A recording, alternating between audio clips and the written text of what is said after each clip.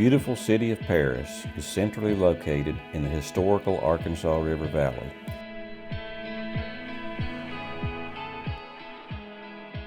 From being a major coal mining region to having one of the first facilities in the U.S. to offer hospitalization insurance, the area is a place of historical significance as well as an area of natural beauty located at the northwest base of Mount Magazine in Logan County, Arkansas.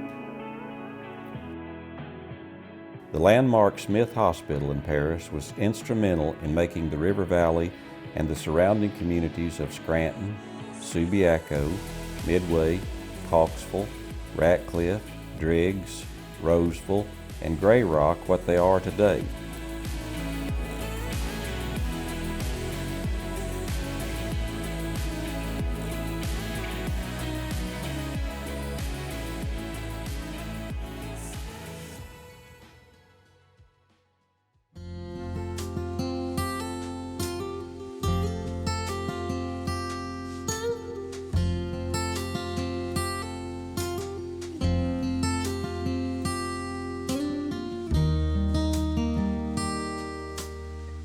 People from all the surrounding area and the surrounding towns could come into Paris when they was available. They had to take a ferry across at Ozark if you wanted to come across there, or at Roseville over to Altus.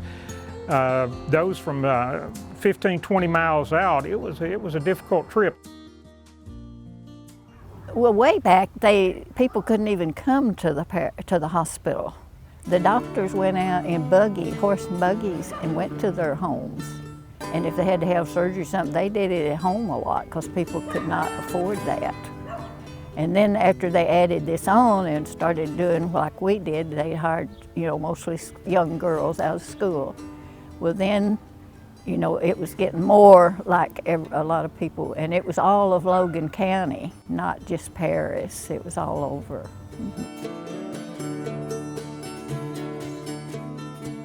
And they got paid, and all the times not with money, but people would give them chickens and eggs. And these ledgers, some of them go back in the 1800s, and they actually describe taking cattle or chickens for fees. One fee entry made not by the bookkeeper, but by one of the doctors. My dad loved to show it off. It said, paid in full, 3 damn lies. They were our doctors. They took care of us. They cared for us. They knew our family. They knew my grandfather. They knew my father, myself. Well, Dr. John was my first doctor that I guess I ever saw. We were born at home, and he was the one that came out to the area, which is several miles from here, to deliver me. And so he was actually my first doctor that ever cared for me. But then I have used Dr. Charles and Dr. James for different things.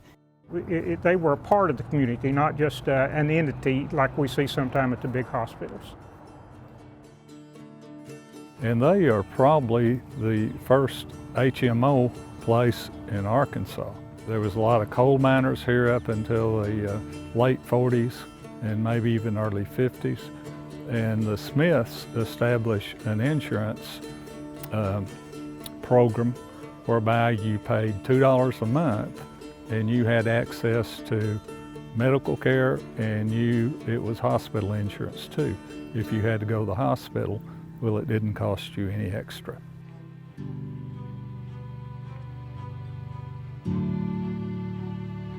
In the 40s and early 50s, and maybe to late 30s, it was this area. There was I couldn't even name the number of coal mines that was around here close by. And my dad worked in the coal mine and got his leg broken in the coal mine.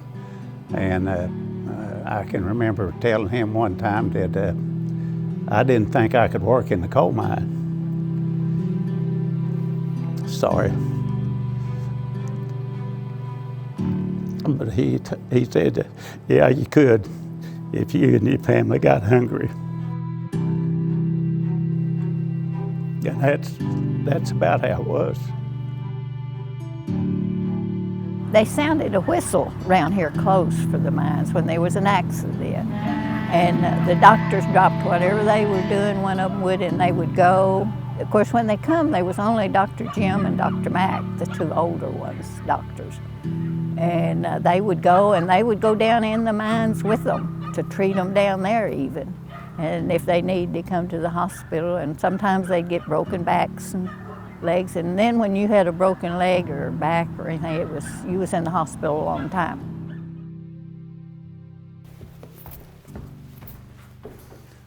So now we're going to finish touring the upper floors. This is the main OR. It's basically the only OR. It had a skylight, a picture window. There was about a 10 bulb light that you could tilt and move around. This little fan amounted to what there was in the way of air conditioning. The autoclave was in here. It's a pretty neat looking deal. If you dropped an instrument, you could pick it up, throw it in boiling water, let it boil for a while, and then take it out and give it back to the operating team. Dr. John was my doctor, and he was my parents' doctor. So that's who I got to know first. He was a little rough too.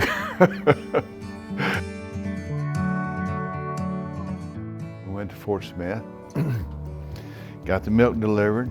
Well, we was going to stop at the railroad crossing because there was a propane tank in front of us, and he stopped a little bit ahead of us, and we hit him. When he did, I just went like that to the dash on the vehicle and broke my wrist. I didn't know it was broke at the time, but it was hurting pretty bad. It must have been about an hour and a half or so before I ever got to see Dr. John. Well, I went in to see Dr. John, and he was talking to him. We filled it on. Next thing I know, I'm behind him, and he yanks, puts that thing in place, and cold sweat just breaks out on my face. Hurt like heck. And anyway, that was my first real encounter with Dr. John. One time I had a big Holstein bull get me down and roll me around on the ground pretty good. And next morning I couldn't, after that I couldn't hardly move around. But I decided you better go up and see him. And he said, "What's wrong, young man?" And I said, "I think I've got some busted ribs."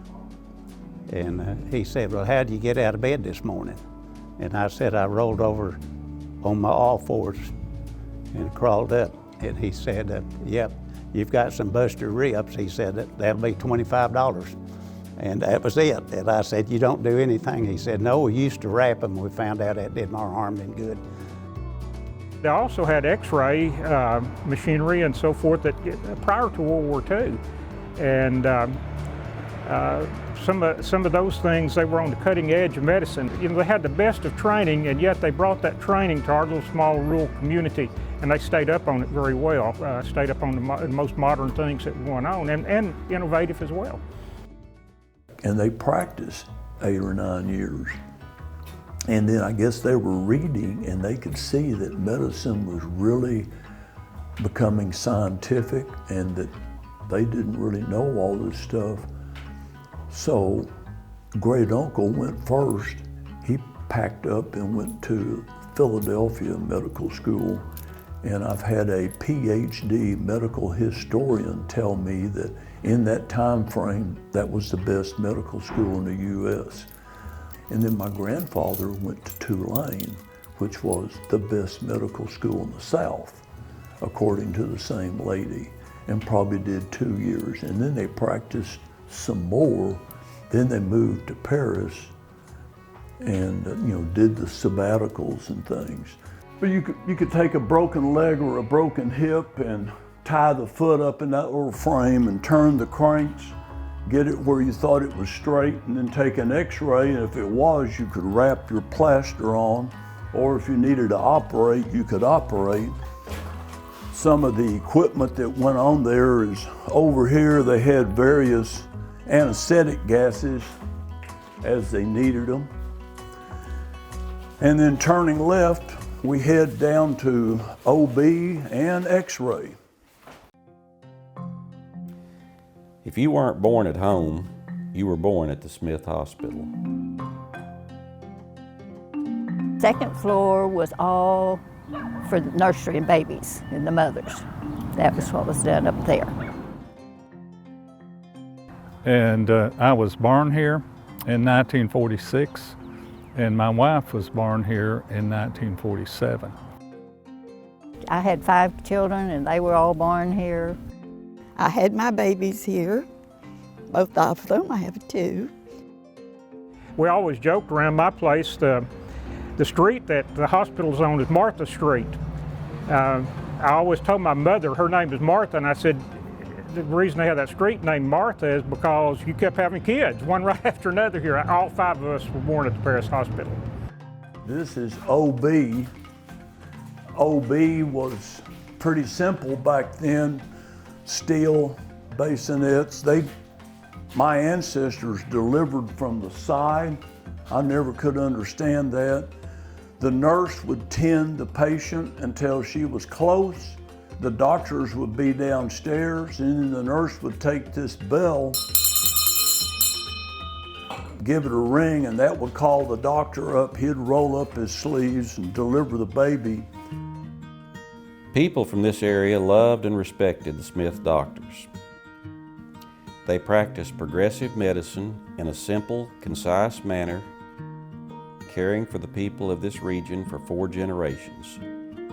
That hospital and those doctors really meant a lot to this community, and that they were way ahead of themselves, and something should be done to preserve that hospital if possible. It was devastating in many reasons. You know, you just had things that went on here that you would always want memories of, and that kind of left us. And so many people that couldn't afford to go out of town. To me, it's memories. I would like to see it restored as much as possible to what it was. The next step in preserving the Smith legacy and their heritage in the River Valley will rely on the benevolence of those descendants of the many people who benefited by the caring hands and hearts of the Smith doctors. My grandfather and great uncle was the oldest but lived the longest. Both of their estates were left to either pay the bills for people who couldn't pay, it chokes me up, or build a new hospital, and if it wasn't used up in my father's lifetime, they would give it to the school system. Well, it did get used up because a lot of people quit paying. When my dad and my uncle went to war for 4 or 5 years, and Uncle John held this down by himself, when they came back, all the money he had collected, however much it was or wasn't, he paid all the bills, paid the nurses, and then split it 3 ways, put theirs back for their service. So anyway, I'm just a guy that's left, and you know it's obviously up to me to do something, because I'm sort of the last of the group that's really interested. The generations of Smith doctors never bowed to the pressures of their commitment, giving the community the utmost care and attention. In these times, the words healthcare meant just that, caring for one's health, not the cost.